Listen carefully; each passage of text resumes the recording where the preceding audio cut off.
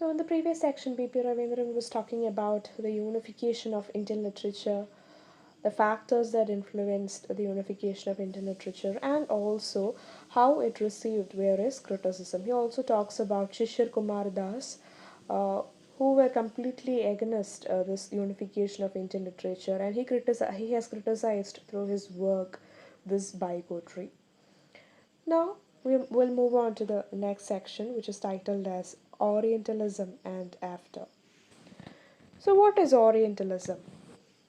Orientalism is the study of Eastern societies and cultures, languages, and people by Western scholars. അപ്പോൾ eastern society culture language ഒക്കെ western scholars പഠിക്കുന്നതിനെയാണ് orientalism എന്ന് പറയുന്നത്. So there was an enormous amount of research carried out on India by European Orientalists of the 18th and 19th centuries. അങ്ങനെ Indian അല്ലെങ്കിൽ eastern സൊസൈറ്റികളെ കുറിച്ച് പഠിക്കുന്ന western scholars ഒരുപാട് research ഇന്ത്യയിലും Indian ലിറ്ററേച്ചറിലും 18th and 19th centuries നടത്തിയിട്ടുണ്ട്. Much of what would otherwise have been lost of classical Indian scholarship was salvaged by the painstaking research of scholars like Charles Wilkins, Albrecht Weber, William Jones, Henry Colebrook, Nathaniel Hallhead, Max Muller, and Maurice Windenitz. So these are certain European Orientalists who have carried out their researches on India. And they divided Indian history into a predominantly Hindu ancient India, a Muslim-dominated medieval India, and a British-designed modern India. European orientalist Indian ഹിസ്റ്ററിയെ മൂന്നായിട്ടാണ് തരം തിരിച്ചത്. അവർ പറഞ്ഞത് first period was a Hindu ancient ഇന്ത്യയാണ് ആദ്യത്തെ കാലഘട്ടം. രണ്ടാമത്തെ കാലഘട്ടം മുസ്ലിം ഡോമിനേറ്റഡ് മിഡീവൽ ഇന്ത്യയാണ്. മൂന്നാമത്തെ കാലഘട്ടം ബ്രിട്ടീഷ് ഡിസൈൻഡ് മോഡേൺ ഇന്ത്യയാണ്. And they said, European Orientalists said, the general framework of their analysis assumed that real and valuable contribution to Indian literature were made in ancient India, that is in the past of India prior to the Islamic conquest. അപ്പോൾ അദ്ദേഹം പറയുന്നത് European orientalist പറഞ്ഞത് Indian ലിറ്ററേച്ചറിൽ പ്രധാനമായിട്ടുള്ള contributions ഒക്കെ തന്നെ വന്നതും ഈ ancient Hindu dominated ഇന്ത്യയിലായിരുന്നു പ്രധാനമായിട്ടുള്ള എല്ലാ ഇന്ത്യൻ ലിറ്ററേച്ചേഴ്സും വന്നതെന്നാണ്. So again they are giving importance to Sanskrit literature. അതുവഴി അവർ ഉദ്ദേശിക്കുന്നതെന്ന് പറഞ്ഞാൽ സാൻസ്ക്രിത് ലിറ്ററേച്ചറിൻ്റെ ആ പ്രോമിനൻസിനെ കുറിച്ചാണ് പറയുന്നത്.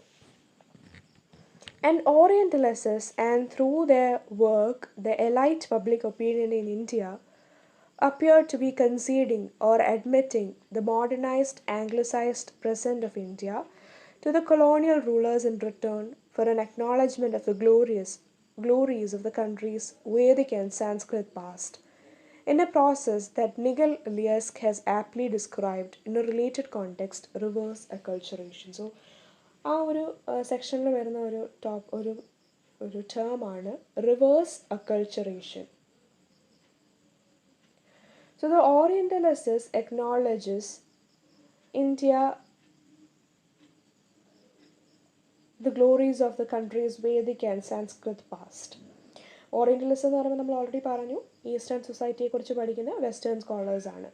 അപ്പോൾ അവർ അക്സെപ്റ്റ് ചെയ്യുന്നുണ്ട് the Sanskrit past, the country's glorious Sanskrit past. ഭയങ്കരമായിട്ടുള്ള നല്ല സാൻസ്ക്രിത് ലിറ്ററേച്ചറുകളൊക്കെ നല്ല ഒരുപാട് ലിറ്ററേച്ചറുകളൊക്കെ വന്നൊരു ലാൻഡാണ് ഇന്ത്യ. പക്ഷേ they were giving importance to Sanskrit. ഞാൻ ഓൾറെഡി പറഞ്ഞു European ഓറിയന്റലിsts have divided India's history into three, and they say largest contributions towards Indian literature was during the ancient Hindu period. അല്ലെങ്കിൽ Sanskrit ലിറ്ററേച്ചറാണ് ഒരു creamy literature അല്ലെങ്കിൽ ഭയങ്കര dominated literature എന്നവർ പറയുന്നുണ്ട്. So they accept this glorious past of India. ഇന്ത്യക്ക് നല്ലൊരു literary past ഉണ്ടായിരുന്നു. ഇന്ത്യയുടെ സാൻസ്ക്രിറ്റ് ലിറ്ററേച്ചർ എന്ന് പറഞ്ഞാൽ വളരെ ഡോമിനേറ്റിംഗ് ലിറ്ററേച്ചർ ആണ് എന്ന് ഓറിയന്റലിസ്റ്റുകൾ അക്സെപ്റ്റ് ചെയ്യുന്നു. അതുകൊണ്ട് through orientalist studies, through their works, the elite public in India accepts India has become modern and anglicized with the arrival of colonial rulers.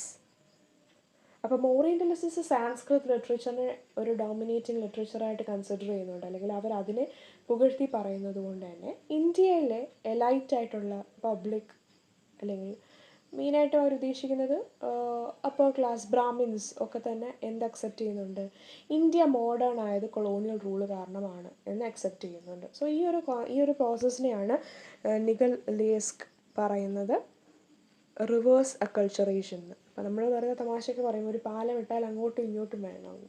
അതാണിത്. അതായത് ഓറിയൻ്റലിസ്റ്റ് പറയുന്നു ഹിന്ദു ടൈമിലുള്ള, ഏൻഷ്യൻ ഹിന്ദു ടൈമിലുള്ള സാൻസ്ക്രിറ്റ് ലിറ്ററേച്ചറാണ് ഡോമിനേറ്റിംഗ് ലിറ്ററേച്ചർ എന്ന്.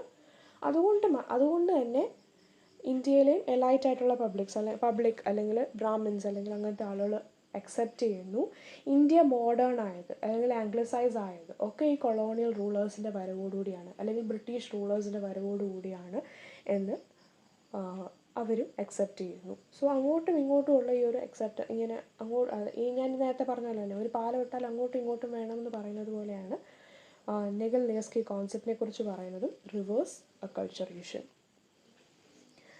Then P.P. Raveendran talks about Macaulay's aim behind the propagation of English education.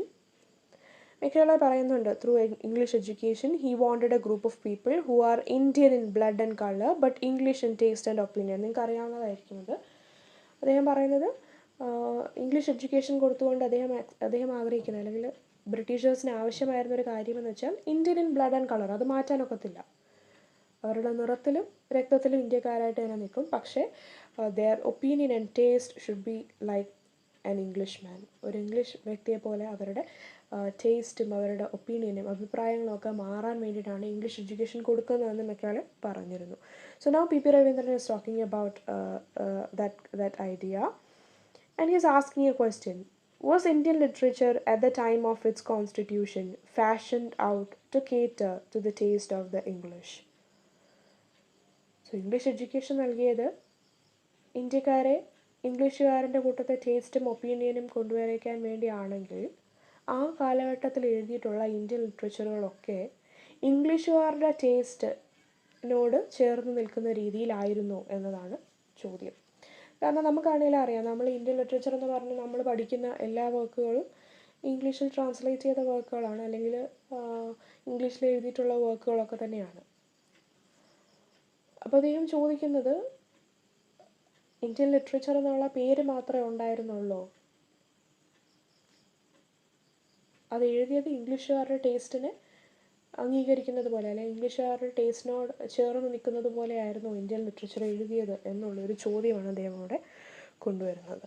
And one should assume it was indeed so, as the works that were circulated in the name of Indian literature in the 19th centuries were all classics in Sanskrit that were translated, and inasmuch as translation constitutes misreading and misrepresentation, it led to a debate. The debate was carried out with a great deal of vehemence in the first half of the 19th century, especially in relation to the rationale of developing an Indian literature written specifically in English. അദ്ദേഹം പറയുന്നത് അങ്ങനെ തന്നെയാണ് എന്ന് നമ്മൾ വിശ്വസിക്കേണ്ടി വരും. അതായത് Indian literature അന്ന് എഴുതിയത് ഇംഗ്ലീഷുകാരുടെ ടേസ്റ്റിനോട് യോജിക്കുന്നത് പോലെ തന്നെയാണ് എന്ന് നമുക്ക് പറയേണ്ടതായിട്ട് വരും എന്ന് P.P. രവീന്ദ്രൻ പറയുകയാണ്. ബിക്കോസ് 19th സെഞ്ച്വറിയിൽ സർക്കുലേറ്റ് ചെയ്തിട്ടുള്ള ഇന്ത്യൻ ലിറ്ററേച്ചേഴ്സ് എല്ലാം തന്നെ സാൻസ്ക്രിറ്റ് വർക്ക്സിനെ ഇംഗ്ലീഷിലേക്ക് ട്രാൻസ്ലേറ്റ് ചെയ്ത വർക്കുകളായിരുന്നു. ഇന്ത്യൻ ലിറ്ററേച്ചർ എന്ന പേരിൽ അന്ന് സർക്കുലേറ്റ് ചെയ്ത എല്ലാ വർക്കുകളും എന്തായിരുന്നു? Sanskrit literature translated into ഇംഗ്ലീഷിലേക്ക് ട്രാൻസ്ലേറ്റ് ചെയ്തപ്പോൾ there were a lot of representation and misinterpretations. ഒരുപാട് തെറ്റിദ്ധാരണകളും തെറ്റായിട്ട് ഒരുപാട് കാര്യങ്ങളും അതിനകത്ത് ഉണ്ടായിരുന്നു സാൻസ്ക്രിറ്റിൽ നിന്നും ഇംഗ്ലീഷിലേക്ക് ട്രാൻസ്ലേറ്റ് ചെയ്തപ്പോൾ. So is questioning the rational of developing an Indian literature written specifically in English. അപ്പോൾ ഇന്ത്യൻ ലിറ്ററേച്ചർ എന്ന പേരും പക്ഷേ എഴുതിയിരിക്കുന്നത് ഇംഗ്ലീഷിലും. So is questioning that rational. The history of Indian English literature would reveal that all early Indian English writers suffered from a profound sense of divided linguistic identity. So much so that Bankim Chandra Chatterjee, the author of the first Indian novel in English, and Mikhail Madhusudanan Dutt, one of the early Indians to make a name for himself as an accomplished poet in English, both renounced, like Gogiwa Thiong'o of Kenya, their youthful enthusiasm for the English language and turned at a more mature stage of their respective careers to their own native language, Bengali, and distinguished themselves as creative writers in that language. So അദ്ദേഹം പറയുന്നത് ഇങ്ങനെ ഇംഗ്ലീഷുകാരുടെ ടേസ്റ്റിനെ cater ചെയ്യുന്നത് പോലത്തെ Indian literature ഉണ്ടായപ്പോൾ, അല്ലെങ്കിൽ Indian literature that is specifically written in ഇംഗ്ലീഷിൽ എഴുതപ്പെട്ട Indian ലിറ്ററേച്ചറുകൾ വന്നപ്പോൾ ആ കാലത്തിലെ ഒരുപാട് റൈറ്റേഴ്സിനും അതൊരു പ്രശ്നമായിട്ട് തന്നെ തോന്നിയിരുന്നു. അങ്ങനെയാണ് Bankim Chandra Chatterjee, who is the author of the first Indian novel in English, ആദ്യത്തെ ഇന്ത്യൻ നോവൽ, ഇംഗ്ലീഷിൽ എഴുതപ്പെട്ട ആദ്യത്തെ ഇന്ത്യൻ നോവൽ എഴുതിയ വ്യക്തിയാണ് ബങ്കിം ചന്ദ്ര ചാറ്റർജി. അതുപോലെ തന്നെ മിഖായൽ മധുസൂദനൻ ദത്ത് എന്ന് പറയുന്നത് ഇന്ത്യൻ ഇംഗ്ലീഷ് പോയറ്റ്, ആദ്യത്തെ ഇന്ത്യൻ ഇംഗ്ലീഷ് പോയറ്റ് എന്നറിയപ്പെടുന്ന വ്യക്തിയാണ്. സോ ഇവർ രണ്ടുപേരും ലേറ്റർ ഇൻ ദെയർ കരിയർ കുറച്ചൊരു മെച്ചുവേർഡ് ആയതിനു ശേഷം, അവരുടെ കുറച്ച് വർക്കുകളൊക്കെ വന്നതിന് ശേഷം, both of them renounced English and turn to their native language. അവർ രണ്ടുപേരും പിന്നീട് ഇംഗ്ലീഷിൽ എഴുതുന്നത് നിർത്തി അവരുടെ നേറ്റീവ് ലാംഗ്വേജായ ബംഗാളിൽ തന്നെ പിന്നീട് എഴുതാനായിട്ട് തുടങ്ങി. So they renounced renounced English language, just like ഗൂഗി വ തിയോങ്കോവും ഇതുപോലെ തന്നെയായിരുന്നു. So in the previous section, P.P. Raveendran was talking about Indian English, which catered to the taste of the English, and Indian literature, which is written specifically in English. And he also talks about certain authors who have renounced English and started writing in their own native language. Now in the next section, titled The Language Question, he reflects on the recurring debate regarding the use of the English language by Indian writers for creative purposes in post-independence India. He talks about scholars like Buddhadev Bose and P. Lal in the 1950s and 1960s, who struggled to prove the ability of Indian writers expressing themselves creatively in English with the success of novelists from Salman Rushdie's generation. So there were a group of writers who renounced English on one side, English renounced the കുറച്ച് writers under, and on the other side certain scholars like Buddhadev Bose and P. Lal said that Indian writers are capable of expressing themselves creatively in English. Buddhadev ബോസും P ലാലും ഒക്കെ പറയുന്നത് Indian റൈറ്റേഴ്സിന് അവരുടെ ഒപ്പീനിയൻസും അവരുടെ കാര്യങ്ങളും അവർക്കൊക്കെ നന്നായിട്ട് തന്നെ ഇംഗ്ലീഷിലാണെങ്കിലും എക്സ്പ്രസ് ചെയ്യാനായിട്ട് സാധിക്കും എന്ന് പറയാണ്. And they gives the example of Salman Rushdie's novel. Salman Rushdie അതുപോലെ തന്നെ ആ കാലഘട്ടത്തിൽ വന്ന പല നോവലിസ്റ്റിൻ്റെയും കാര്യം എടുത്ത് പറഞ്ഞിട്ട് പറയുകയാണ്, just like them other Indian writers can also succeed by writing in English. So the passage suggests that writers can excel and showcase their creative genius in a language foreign to their cultural background, thereby sidestepping the complexities of the politics of writing. അപ്പോൾ ആ language ക്വസ്റ്റ്യൻ്റെ ആവശ്യം അവിടെ ഇല്ല, അല്ലെങ്കിൽ politics of റൈറ്റിങ്ങിൻ്റെ ആവശ്യം അവിടെ ഇല്ല. They can write in their native language, also they can write in English is what certain scholars says. അപ്പോൾ അവർക്ക് അവരുടെ നേറ്റീവ് ലാംഗ്വേജിൽ വേണമെങ്കിലും എഴുതാം, ഇംഗ്ലീഷിൽ എഴുതിയാലും they will succeed, അതും സക്സസ്ഫുൾ ആയിരിക്കും എന്നാണ് ചിലരൊക്കെ പറയുന്നത്. So it draws a parallel between this contemporary acceptance of writing in English and the earlier rejection of English by figures like Bankim Chandra and M.M. Dutt in the 19th century. After that, P.P. Raveendran moves on and talk about O.V. Vijayan. He says O.V. Vijayan has brought about a radical change in the literary sensibility of Malayalam readers in the 1960s with his groundbreaking novel Khazakinte Idihasam. And he is in the habit of saying that one knows a region by its characteristic fauna. The variety of fish that one gets in Chennai will be different from one gets in Mumbai, Tunis, or Manchester. A place name can act as a metaphor for a whole lot of characteristics, and this would include the smell of the fish one eats that make up the identity of the people who inhabit the place. Language, a system of metaphors at a certain level, can also be treated as a metaphor for the system built up and around a place. So O.V. Vijayan is of the opinion that one is known by the language one speaks. ഒരാൾ സംസാരിക്കുന്ന ഭാഷ കൊണ്ടാണ് അയാളെ identify ചെയ്യുന്നത് എന്നാണ് O V വിജയൻ്റെയൊക്കെ കാഴ്ചപ്പാട്. P.P. Raveendran points out that, taking O.V. Vijayan's opinion, P.P. Raveendran is saying, it is more appropriate to discuss specific linguistic traditions like Hindi literature, Tamil literature, or Bengali literature, as they are rooted in distinct languages and literature, cultural context. So this statement questions the validity of using the term Indian literature. They are Indian literature എന്നൊരു term ഉപയോഗിക്കേണ്ട ആവശ്യമില്ല. We should rather talk about Hindi literature, Tamil literature, Bengali literature. കാരണം ഓരോന്നും അതിൻ്റെ language വ്യത്യസ്തമാണ്, അതിൻ്റെ cultural context വ്യത്യസ്തമാണ്. So we should talk about this regional literature is what P.P. Raveendran is saying. Historically, many 19th century Orientalists viewed Indian literature primarily through the lens of Sanskrit literature, considering it as the representative or epitome of Indian literary tradition. On the other hand, in contemporary times, some Western critics tend to associate Indian literature more with works produced in Indian English, reflecting the influence of English language and colonial history on literary production in India. So when we look into this term Indian literature, നമുക്ക് രണ്ടായിട്ട് അതിനെ divide ചെയ്യാം. Indian literature എന്നൊരു ടേമിനെ ആളുകൾ എങ്ങനെയാണ് view ചെയ്തതെന്ന് രണ്ടായിട്ട് നമുക്ക് ഡിവൈഡ് ചെയ്യാം. So 19th century Orientalists considered Indian literature is nothing but Sanskrit literature. 19th centuryയിലെ ഓറിയന്റലിസ്റ്റ് കൺസിഡർ ചെയ്തത് ഇന്ത്യൻ ലിറ്ററേച്ചർ എന്ന് പറഞ്ഞാൽ അത് സാൻസ്ക്രിറ്റ് ലിറ്ററേച്ചർ ആണ് എന്നാണ് അവർ കൺസിഡർ ചെയ്തിരുന്നത്. കണ്ടംപററി ടൈമിൽ ഇപ്പോഴത്തെ കാലഘട്ടത്തിൽ വെസ്റ്റേൺ ക്രിട്ടിക്സ് പറയുന്നത് Indian literature is the literature produced in Indian English. Indian ഇംഗ്ലീഷിൽ എഴുതപ്പെടുന്ന സാഹിത്യമാണ് ഇന്ത്യൻ ലിറ്ററേച്ചർ എന്നാണ് ഇപ്പോഴത്തെ കോണ്ടെക്സ്റ്റിൽ വെസ്റ്റേൺ ക്രിട്ടിക്സ് പറയുന്നത്.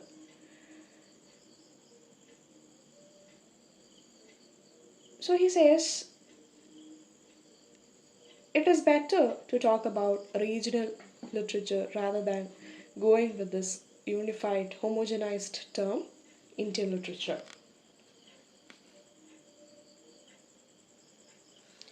When he talks about the regional literature, he suggests that the true essence of Indian literature lies within the diverse regional languages of India. The notion of a unified Indian literature existing beyond these linguistic boundaries is a construct imposed by external influences such as Orientalist interpretations. അതേ പറയുന്നത് the essence of Indian literature is within regional literature. നമ്മുടെ regional literature ആണ് Indian literature എന്ന് പറയുന്നത്. ഓരോ regional ലിറ്ററേച്ചറും is different from one another. So അങ്ങനെയാണ് അതിനെ പഠിക്കേണ്ടത്. അദ്ദേഹം പറയുന്നത് ഇന്ത്യൻ ലിറ്ററേച്ചർ എന്ന് പറയുന്ന ഒരു concept is a construct by orientalists. Orientalist കൊണ്ടുവന്നൊരു കൺസ്ട്രക്റ്റാണ് ഇന്ത്യൻ ലിറ്ററേച്ചർ എന്ന് ഒരു ടേം, ഒരു യൂണിഫൈഡ് ടേം എന്നാണ് അദ്ദേഹം പറയുന്നത്. ഓറിയന്റലിസ്റ്റുകൾക്ക് ഇന്ത്യൻ ലിറ്ററേച്ചർ എന്നൊരു ടേം 19th സെഞ്ച്വറിയിൽ ആവശ്യമായിരുന്നു to talk about or to glorify Sanskrit literature. Sanskrit ലിറ്ററേച്ചറിനെ ഗ്ലോറിഫൈ ചെയ്താൽ മാത്രമേ ഇന്ത്യയിലെ എലൈറ്റ് ആയിട്ടുള്ള പബ്ലിക്ക് എന്ത് പറയുള്ളൂ, India has become modern because of Britishers എന്ന് പറയുകയുള്ളൂ. സോ അന്നത്തെ കാലത്തിൽ 19th സെഞ്ച്വറിയിലെ orientalist need that term Indian literature. ഇപ്പോഴത്തെ കാലത്ത് അവർ പറയുന്നത് ഇന്ത്യൻ ലിറ്ററേച്ചർ എന്ന് പറയുന്നത് ഇന്ത്യൻ ഇംഗ്ലീഷിൽ എഴുതിയ ലിറ്ററേച്ചേഴ്സ് ആണ് എന്നാണ് പറയുന്നത്. So that is a construct by orientalist is what P.P. Raveendran says. And he talks about a scholar, Niharanjan Rai, who talks about language-centric nature of literature. Niharanjan Rai argues that each language's literature is uniquely shaped by the socio-historical forces and local influences operating within that specific linguistic community. Therefore, the passage implies that Indian literature should be viewed and analyzed within the framework of its linguistic diversity and cultural specificity rather than as a homogenized entity detached from its regional roots. So, അദ്ദേഹം നിഹരഞ്ജൻ റായ് എന്ന് പറയുന്ന ഒരു സ്കോളറും പറയുന്ന കാര്യം എടുത്ത് പറയുന്നുണ്ട്. അദ്ദേഹവും പറയുന്നത് ലിറ്ററേച്ചർ എന്ന് പറയുന്നത് റീജിയണലാണ്. ബിക്കോസ് ഓരോ ലിറ്ററേച്ചറും is influenced by socio historical forces, local influences. അതുകൊണ്ട് തന്നെ ഓരോ ലിറ്ററേച്ചറിനെയും ഓരോ റീജിയണൽ ലിറ്ററേച്ചറിനെയും ആ ലാംഗ്വേജിൻ്റെ ഒരു സ്പെസിഫിക് ലിംഗ്വിസ്റ്റിക് കമ്മ്യൂണിറ്റിയിൽ നിന്ന് വേണം പഠിക്കാൻ. അല്ലാതെ ഇന്ത്യൻ ലിറ്ററേച്ചർ എന്നൊരു ഹോമോജനൈസ്ഡ് അല്ലെങ്കിൽ ഒരു അംബ്രല്ല ടേമിൻ്റെ ആവശ്യമില്ല എന്ന് നിഹരഞ്ജൻ റായുടെ വ്യൂവും കൂടെ എടുത്തുകൊണ്ട് പി രവീന്ദ്രൻ പറയുകയാണ്. So now moving on to the last section of the essay, Politics of Writing. This passage delves into the intricate relationship between the politics of writing, ideology, and the concept of Indian literature. So P.P. Raveendran have introduced both groups of people. One group inclusive of Tamil nationalist poet Subramanya Bharati, Sahitya Academy, etc., which supports unification of Indian literature by drawing on nationalist sentiments and the notion of a collective Indian spirit transcending linguistic diversity. The other group, inclusive of scholars like Niharanjan Rai, underscores the language-centric nature of literature and hence stays away from the homogenized entity of Indian literature and looks into regional literature. So അദ്ദേഹം രണ്ട് group of ആളുകളെ നമുക്ക് introduce ചെയ്തു തന്നു. ഒരു ഗ്രൂപ്പിലെ ആളുകൾക്ക് എന്ന് പറഞ്ഞാൽ ഇന്ത്യൻ ലിറ്ററേച്ചറിനെ യൂണിഫൈ ചെയ്യണം, ഒരു നാഷണലിസ്റ്റ് സെൻറ്റിമെൻറ്റ്സ് കൊണ്ടുവന്നുകൊണ്ട് ഇന്ത്യൻ ലിറ്ററേച്ചറിനെ യൂണിഫൈ ചെയ്യണമെന്നാണ് ഒരു ഗ്രൂപ്പ് പറയുന്നത്. വേറെ ഒരു ഗ്രൂപ്പ് പറയുന്നത് അങ്ങനെ ഹോമോജനൈസ് ചെയ്യേണ്ട ആവശ്യമില്ല, ഓരോ റീജിയനും ഓരോ ലിറ്ററേച്ചറിനും ഓരോ റീജിയണൽ ലിറ്ററേച്ചറിനും അതിൻ്റേതായിട്ടുള്ള പ്രത്യേകതകളുണ്ട് എന്നാണ് വേറെ ചിലർ പറയുന്നത്. So P.P. Raveendran talks about the nature and influence of colonialism-driven modernity on India's political, cultural landscape.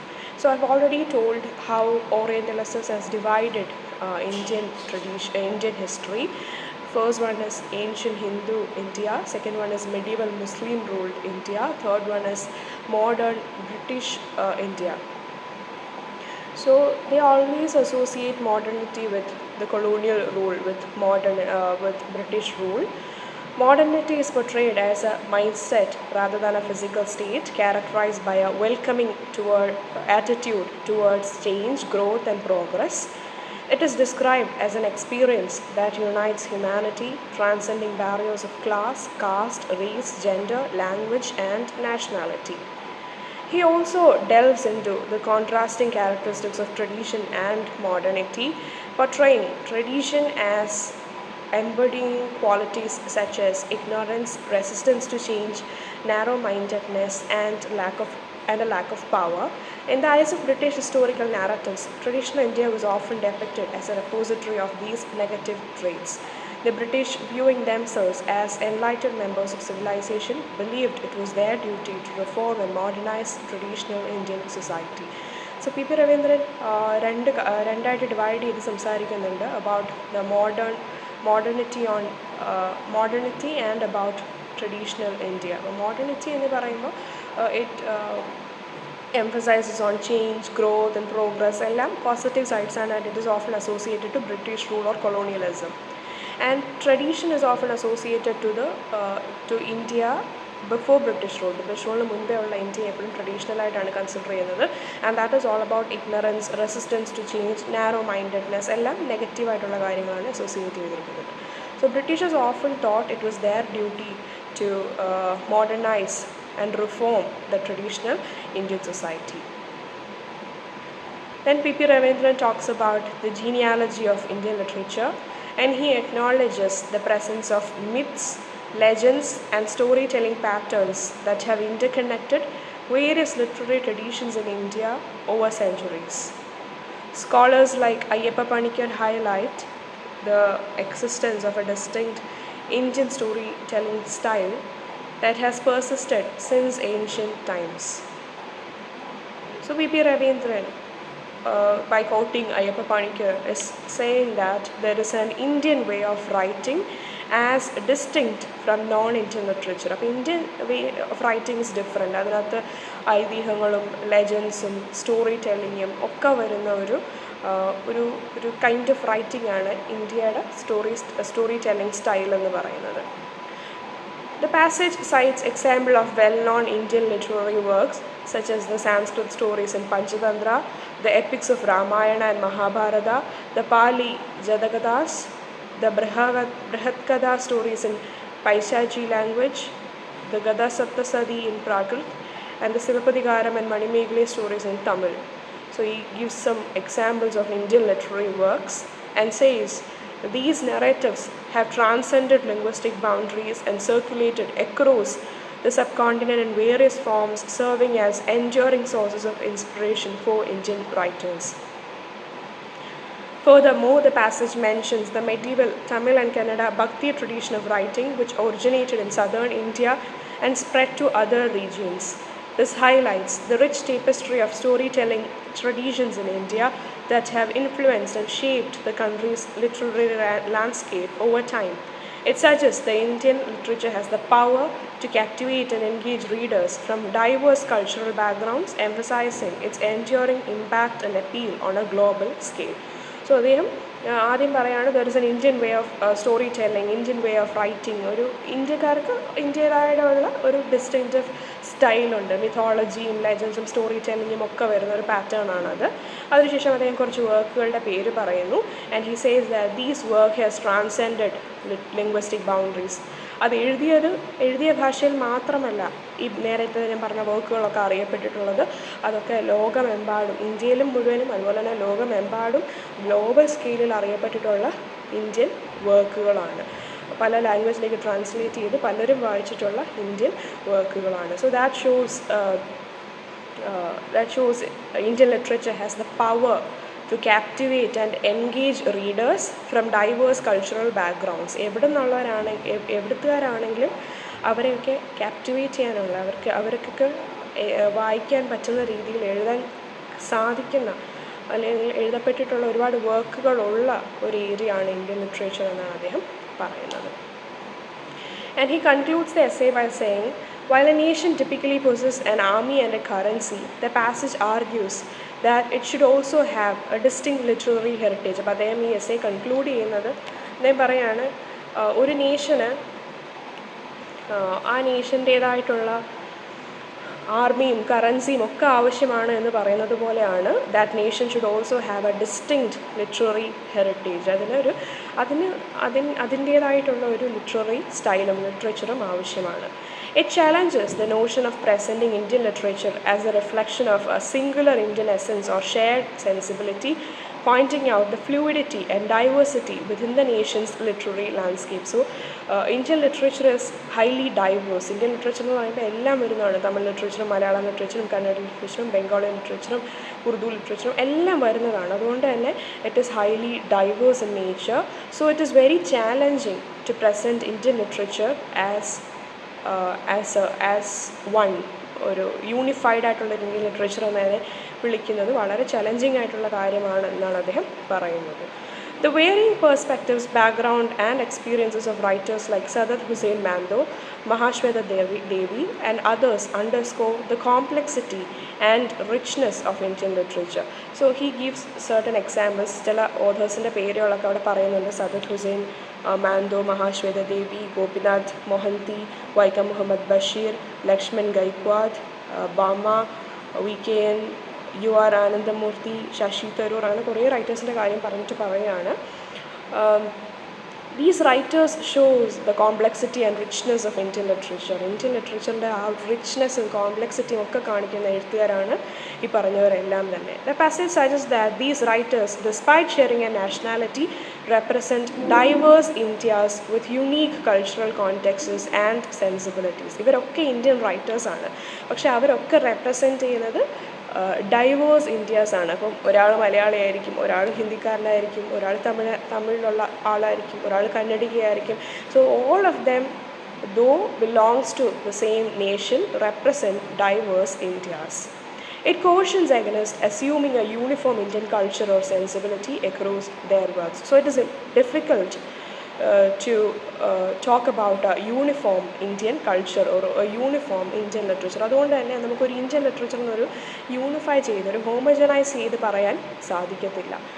Instead, it proposes that while these writers may be categorized under Indian literature, they are distinct voices contributing to a shared literary tradition. So, Indian literature is a shared literary tradition പല ഭാഷകൾ ഒരുമിച്ച് വരുന്ന ഒരു literary ട്രഡീഷനാണ്. And all these authors shows their own distinct voices, and all these authors represent diverse Indias. അവരെല്ലാവരും ഒരു നേഷനിലുള്ളവരാണെങ്കിലും അവർ represent ചെയ്യുന്നത് India വ്യത്യസ്തമാണ്, അവർ റെപ്രസെൻറ്റ് ചെയ്യുന്ന നാട് വ്യത്യസ്തമാണ്, അവർ റെപ്രസെൻറ്റ് ചെയ്യുന്ന ലാംഗ്വേജ് വ്യത്യസ്തമാണ്. So they have their own distinct voice and they are contributing to a shared literary tradition. So P.P. Raveendran concludes by saying that they are writers divided by the same literature. So Indian literature ആണ്, പക്ഷേ they are divided by the same literature. പക്ഷേ they are talking about diverse Indias, and they are talking about different languages, they are talking about different cultures. ഒരു ഇന്ത്യയിൽ തന്നെ ഉള്ള writers ആണെങ്കിലും അവരൊക്കെ represent ചെയ്യുന്നത് different cultures, different traditions, different languages ആയതുകൊണ്ട് തന്നെ P.P. Raveendran പറയാണ് they are writers divided by the same literature. So that's all about the essay. To conclude, P.P. Raveendran's essay, Genealogies of Indian Literature, presents a critical examination of the history and evolution of Indian literature. He critiques the focus of European scholars on Sanskrit literature to the detriment of other regional literatures, arguing that this has led to a biased and incomplete understanding of Indian literary diversity. Raveendran points out that Western Indologists in the late 19th century prioritized Sanskrit, overshadowing the rich tapestry of non-Sanskrit Indian literature.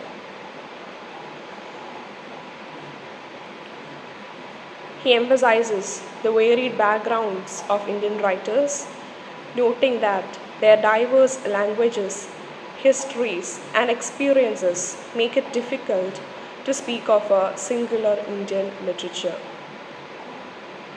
He suggests moving beyond the Orientalist canon to explore the depths of popular creativity through multidisciplinary literary studies, comparative literature, and a comprehensive history of Indian literature. This approach aims to acknowledge and celebrate the rich diversity and complexity of Indian literary traditions. So അദ്ദേഹം Indian ലിറ്ററേച്ചറിൻ്റെ ഒരു എവല്യൂഷനെ പറ്റി, ഹിസ്റ്ററിയെ പറ്റി ആണ് സംസാരിക്കുന്നത്. അപ്പോൾ എങ്ങനെയാണ് European സ്കോളേഴ്സും orientalism ഒക്കെ സാൻസ്ക്രിറ്റ് ലിറ്ററേച്ചറിന് മാത്രം കൂടുതൽ ഇമ്പോർട്ടൻസ് കൊടുക്കുകയും മറ്റുള്ള റീജിയണൽ ലിറ്ററേച്ചറിനെ തഴയുകയും ചെയ്തതെന്ന് അദ്ദേഹം പറയുന്നുണ്ട്. അദ്ദേഹം അവസാനം കൺക്ലൂഡ് ചെയ്യുന്നത്